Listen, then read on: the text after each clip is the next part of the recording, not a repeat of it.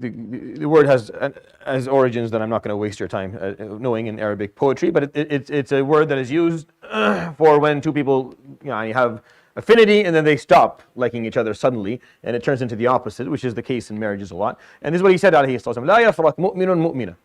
May a believer not hate or allow himself to go down the route of hating his wife if she is also a believer.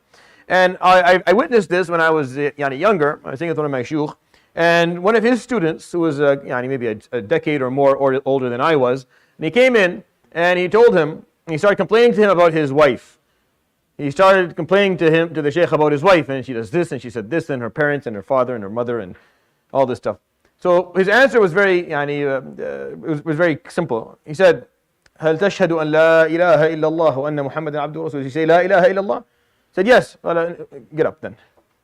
Get up and go. اصبر. روح اصبر على زوجتك. Go show perseverance and deal with your wife. As long as she says لا إله إلا الله, then you're blessed. You're blessed. You have someone who at least who agrees with you on 99% of what life is about. We agree, sitting in this masjid here, on 99% of everything that is about life. What we disagree upon is a slither that is, yes, it's magnified by all of us because that's human nature, but it's very, very simple. We agree on most things. At least we agree about the important stuff, the big questions and the big answers that come with them. We agree with that. You can get along with people who you disagree with on every fundamental question in the world, but then you find some way to fight over simple, and this is just enough. This is just the selfishness and the lack of humbleness and lack of humility and the lack of selflessness and love and compassion, and it's just a problem on the inside that most of the time, aside from there being abuse. And he explained عليه الصلاة والسلام how قال إن كره منها خلقا, if you dislike one characteristic about her, رضي منها آخر, you'll find some other characteristic that you like and you can focus on that. You're not going to meet someone where you like everything about them. That person doesn't exist. You don't even like everything about yourself to like everything about someone else.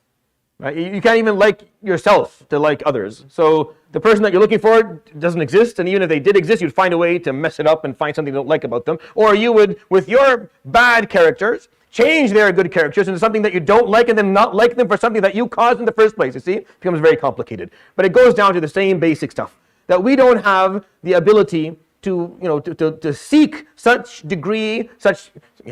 degree of compatibility that we think that we've been alluded to think that is possible. It's just not possible. You have to compromise. You have to accept you have to take the good and the bad. You have to take the good and the bad from everything in life. I don't know why it's different when it comes to human beings. I don't know why it's different when it comes to companionship or friends or spouses. Or you take the good and the bad in life. Never were you ever told that here, all good, or here, all bad. It's always going to be a mix of the two. So prioritize and figure out what's really worth living for, living by, and what's not. Figure out what is valuable and what doesn't matter that much. And if you have something that is valuable, do not turn away from it. Don't get rid of it, because that could cause you problems later. Allah subhanahu wa ta'ala sees you looking down on a blessing that He gave you because of your lack of ability to be grateful, and then maybe He doesn't give you something else again. Or maybe He takes that away. Inshallah He doesn't. Subhanahu wa ta'ala, Rahman Rahim. But sometimes that happens. And this prophetic piece of advice is perfect.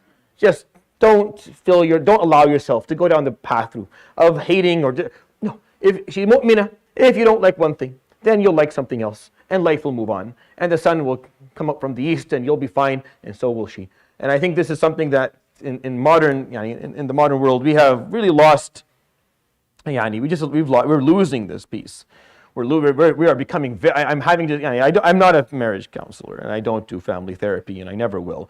But sometimes, whether I like it or not, I have to hear someone, and the complaints that I listen to are very pathetic. They really are, especially from the shabab, from the men. They're very pathetic. I almost feel like I have to have like a well-built man in my room. So every time someone complains now, he just, straightens them out a little bit. Just straighten them out a little bit. This is not, you're complaining about stuff, that's not, it's not appropriate.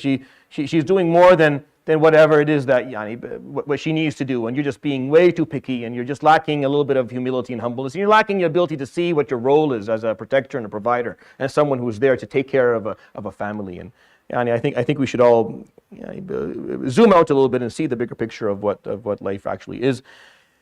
and take his advice عليه الصلاة والسلام, because he knew what he was talking about. يروي الإمام مسلم في صحيحه عن أبي هريرة رضي الله عنه قال قال النبي صلى الله عليه وآله وسلم لا يفرق مؤمن مؤمنة إن كره منها خلقا رضي منها آخر. صدق رسول الله صلى الله عليه وسلم. سبحانك وبحمدك لا إله إلا أنت أستغفرك وأتوب إليك. وصلى الله وسلم وبارك على نبينا محمد وعلى آله وصحبه أجمعين. جزاكم الله خير.